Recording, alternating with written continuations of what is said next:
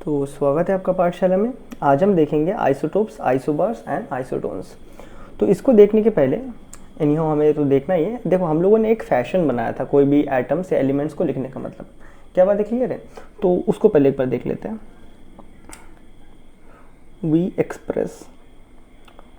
Express an element या फिर atom in the following fashion. ये हमारा लिखने का एक तरीका है।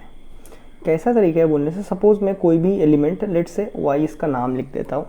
तो फर्स्ट हम लोगों ने एटम के ऊपर स्टडी करना कब शुरू किया था? वो अपने बोर्ड्स के टाइम पे। तो बोर्ड सर ने फाइनली कंक्लूड करा था, अगर एक एटम में जीरो चार्ज है तो अंदर में जितने पॉजिटिव बाहर उतने ही नेगेटिव। दैट इज, हमने इस चीज़ को क्या नाम दिया था? Atomic number. तो एटॉमिक नंबर पहले आया था, तो हम यहाँ नीचे लिखते हैं। उसके बाद जब हमारे जेम्स चैडविक सर आए, उन्होंने बता दिया कि नहीं भाई, न्यूक्लियस के अंदर एक और पार्टिकल होता है जिसका चार्ज नहीं होता है लेकिन उसका मास होता है। क्योंकि न्यूक्लियस के अंदर सारा मास होता है, तो हम कहते आए, तो अंदर में अगर वो है तो उसके पास भी मास रहेगा, उसको हम प्रोटॉन कहते हैं। और atomic mass that is neutron का और प्रोटॉन का सम को हम क्या लिखते हैं? Atomic number. उसको हम ऊपर लिखते हैं। दैट इज, अगर मैं एक एग्जाम्पल दिखाऊँ तुम्हें, ये हुआ गोल्ड का एटॉमिक मास कितना है? 197। और उसका एटॉमिक नंबर कितना है? 79। चलो कार्बन से बढ़िया समझोगे। कार्बन के पास कितने इलेक्ट्रॉन है, कितने प्रोटॉन है, बताओ ज़रा। दैट इज 6 इलेक्ट्रॉन है, 6 प्रोटॉन है, बट इसका मास कितना है? 12 है। क्यों? नहीं क्या? अब अगर हमें यहाँ से अगर न्यूट्रॉन, देखो यार, ये नीचे वाला देख के, ये नीचे वाला नंबर देख के हम हमेशा बता देते हैं नीचे वाला क्या एटॉमिक नंबर है। दैट इज, इसके अंदर इलेक्ट्रॉन कितने होंगे और प्रोटॉन कितने होंगे, हम देख के बता सकते हैं। नहीं, ऊपर वाले में क्या होता है? मास नंबर है, दैट इज प्रोटॉन का और न्यूट्रॉन का सम। तो अगर तुम्हें कभी भी न्यूट्रॉन निकालना पड़े तो तुम क्या करोगे पता है? इन दोनों को बस माइनस कर देना है। इन दोनों को जस्ट माइनस कर दोगे तो यहाँ से तुम्हारे पास डायरेक्ट न्यूट्रॉन का नंबर निकल के आ जाता है। नहीं, तो इसी तरह हम इस फैशन में लिखते हैं। और अगर तुमको न्यूट्रॉन निकालता है तो डायरेक्ट इन दोनों को माइनस करो, माइनस करके निकाल दो। पहले पढ़ा, यहाँ डायरेक्ट माइनस करोगे, 12 में से 6 तो 6 आ जाएंगे। तो 6 इसके अंदर क्या है? न्यूट्रॉन्स है। क्या ये बातें क्लियर है? डन है क्या? ओके। अभी फिर हम इन एलिमेंट का नाम किसके हिसाब से देते हैं? क्योंकि नामकरण शुरू हो चुका था कहाँ से? बोर्स के टाइम से। तो बोर का टाइम का क्या है? नीचे वाला पार्ट है। तो हम जो भी एलिमेंट देंगे, एलिमेंट को नाम देंगे, नाम किसके हिसाब से देंगे? नीचे वाले नंबर के हिसाब से देंगे। दैट इज इलेक्ट्रॉन के हिसाब से या प्रोटॉन के हिसाब से, या फिर इकट्ठा बोले तो एटॉमिक नंबर के हिसाब से। डन है? तो लिख देते हैं, and nomenclature of an atom या फिर एलिमेंट बोले हम, depends on the number of electrons, या फिर एक ही चीज़ है, number of protons. That is, nomenclature किसके ऊपर डिपेंड करते हैं? नंबर ऑफ इलेक्ट्रॉन पे या फिर नंबर ऑफ प्रोटॉन पे, जिसको हम क्या कहते हैं? दैट इज एटॉमिक नंबर पे डिपेंड करता है, जेड पे डिपेंड करता है। तो इसी को बेस में रखते हुए हमें अभी समझना है आइसोटोप्स। तो आइसोटोप्स क्या होते हैं? आइसोटोप्स इसको डिफाइन करेंगे। उसके पहले मैं तुम्हें समझाता हूँ। यहाँ पे मैंने यहाँ पे एक न्यूक्लियस बनाया, एक पॉजिटिव चार्ज, या बाहर एक नेगेटिव चार्ज घूम रहा है। ये क्या चीज़ है? ये बोलोगे हाइड्रोजन है। ठीक है, तो हाइड्रोजन, इसमें कितने पॉजिटिव चार्ज, नेगेटिव चार्ज? एक ही है, तो लिख दिया। इसका मास कितना है? एक ही पॉजिटिव है तो एक है। ये हो गया आपका हाइड्रोजन। क्या ये बातें क्लियर है? मैं हाइड्रोजन का एक और बनाता हूँ। ये मैंने एक पॉजिटिव लिखा, ये बाहर मैं एक इलेक्ट्रॉन दौड़ा रहा हूँ, ये भी हाइड्रोजन हुआ, बट मैंने इसके साथ यहाँ पे एक जीरो चार्ज को भी रख दिया, दैट इज एक प्रोटॉन को रख दिया। तो इस केस में इसको कैसे लिखोगे? इस पे कितने पॉजिटिव है, कितने नेगेटिव है? एक ही तो है, एक ही आएगा, क्योंकि हम लोग हमेशा न्यूट्रल एटम की बात करते हैं, बिना चार्ज वालों के। इसका मास कितना है? 2 है। ये भी आपका हाइड्रोजन एटम ही है, लेकिन इसको हम प्यार से क्या बोलते हैं? ड्यूटेरियम कहते हैं। नहीं, फिर से मैं एक और बना के दिखाता हूँ। यहाँ पे एक पॉजिटिव बनाया, बाहर मैंने एक इलेक्ट्रॉन दौड़ा दिया। ये भी क्या है आपका? ये भी हाइड्रोजन ही है, ये भी हाइड्रोजन है। कितना है? एक पॉजिटिव एक नेगेटिव, बट इसके अंदर में 2 जीरो चार्जेस वाले हैं। तो इसका मास कितना हो जाएगा? 3 हो जाएगा। Mass number, atomic mass number 3 हो जाएगा। मास एग्जैक्टली 3 नहीं है। नहीं क्या?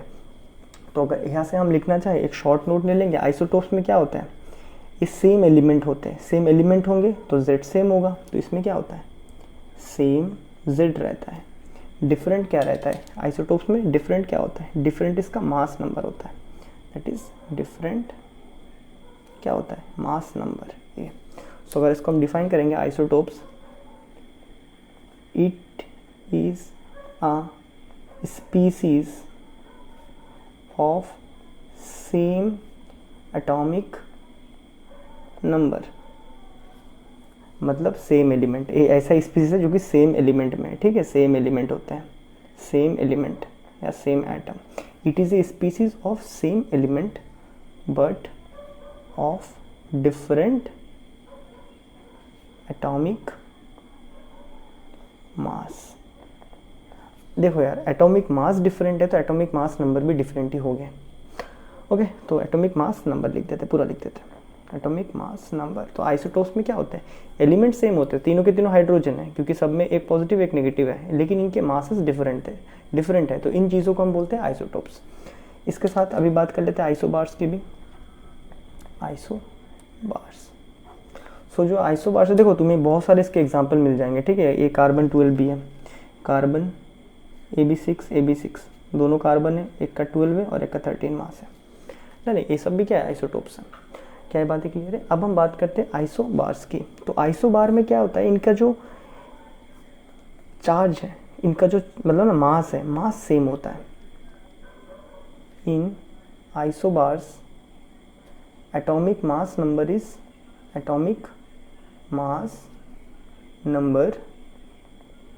Is same but they have different atomic number। तुम्हारे बुक में जो फेमस एग्जांपल दे के रखा है वो इसी का दे के रखा है, हाइड्रोजन 13, एंड इसके तुम्हें बहुत सारे एग्जांपल मिल जाएंगे, ठीक है। तुम लोग चेक करोगे तो बहुत सारे। मैं इनको छोटे छोटे को क्यों लेता हूँ? क्योंकि मुझे ये बना के समझाने में ईजी रहता है, ठीक है। तो अगर मैं इस हाइड्रोजन को बनाऊँ तो हाइड्रोजन के लिए रूल है एक इलेक्ट्रॉन होना। देखो यहाँ पे एक पॉजिटिव एक नंबर लिखा है, इसका मतलब क्या? एक इलेक्ट्रॉन है, एक पॉजिटिव चार्ज भी है अंदर में, इसलिए हाइड्रोजन है। और बाकी जो इसके पास मास बनाने के लिए दो है, वो क्या है? आपके न्यूट्रल चार्जेस हैं। पल्ले पड़ा। अगर मैं हीलियम को लिखूँ तो हीलियम के साथ क्या हरकत है? फिलहाल ये रहा हीलियम में 2 लिखा है, इसका मतलब इसमें इलेक्ट्रॉन्स कितने हैं? 2 इलेक्ट्रॉन्स घूम रहे हैं। इसी नंबर को देख के हम डिफाइन करते हैं। अगर ये 2 है तो ऑब्वियसली इसके अंदर पॉजिटिव चार्ज भी कितने रहेंगे? 2 रहेंगे, लेकिन फिर भी मास 3 आ रहा है। मास 3 क्यों आ रहा है? क्योंकि इसके अंदर एक 0 चार्ज भी है। पहले बढ़ा, तो ऐसे मैंने बना दी। इस तरह की स्पीसीज को हम कहते हैं आइसोबार्स। आइसोबार्स में क्या होता है?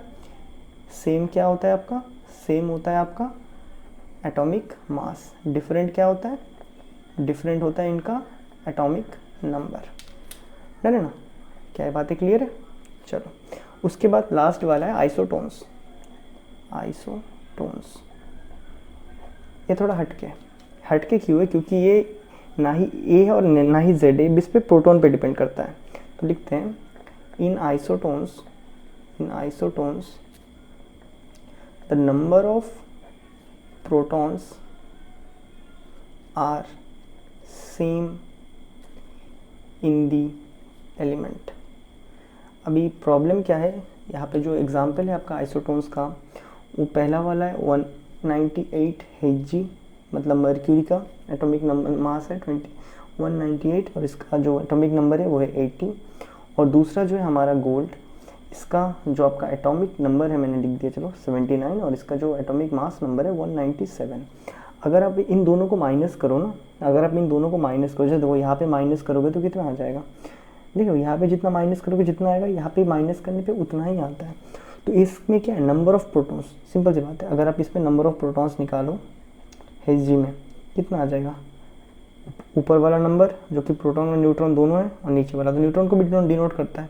तो माइनस करोगे कितना आ जाएगा? यहाँ पे तुम्हारे पास 811। यहाँ पे भी आप इसके लिए भी नंबर ऑफ प्रोटॉन्स निकालो, प्रोटॉन्स नहीं न्यूट्रॉन्स यार, isotones. They the number of neutrons are same in the elements, different elements, ठीक है। इसमें भी अगर आप नंबर ऑफ न्यूट्रॉन्स निकालो तो कितना आ जाएगा तुम पे? 197 - 79। तो यहाँ करोगे तो 9, 10, 11, 12, 13, 14, 15, 16, 17, तो A718 इतना सेम आ रहा है ना, तो इनको बोलते हैं आइसोटोन्स। इस तरह बहुत सारे बनते हैं। डन है। तो ये था बेसिकली आपका ए लिखने का फैशन, और इसके हिसाब से आइसोटोप्स, अगर आइसोटोप्स समझ आ जाए मतलब सब सेम चीज़ है, जितने पॉजिटिव उतने नेगेटिव रहेंगे, बस इनके मासेस डिफरेंट रहेंगे, तो ये होगा हमारे आइसोटोप्स। ज़्यादातर इसी के ऊपर आइसोटोप्स के ही वजह से, क्योंकि इसमें मास चेंज होता है तो हमें वो एवरेज वाला मास लेना पड़ता है। फिर आता है आइसोबार्स, इनके सेम मासेस आ जाते हैं, ठीक है, लेकिन दोनों अलग अलग स्पीसीज होते हैं। तो ये भी एक नोट लेने वाला है। आइसोटोप्स में तो क्या रहेंगे, सेम रहते हैं, एलिमेंट क्या रहता है, सेम रहते हैं। आइसोबार्स में क्या होता है, डिफरेंट एलिमेंट्स में आइसोबार्स बनते हैं, डिफरेंट एलिमेंट्स में आइसोबार बनते हैं। आइसोटोन्स क्या होता है, ये भी आपके डिफरेंट एलिमेंट्स में बनते हैं, मतलब डिफरेंट एटम्स में बनते हैं। डन है। ये था basically isobars, isotones and isotopes. और इसके बाद हम मिलते हैं नेक्स्ट वीडियो में, जहाँ पे हम साइज ऑफ न्यूक्लियस की बात करेंगे। तो तब तक के लिए गुड बाय।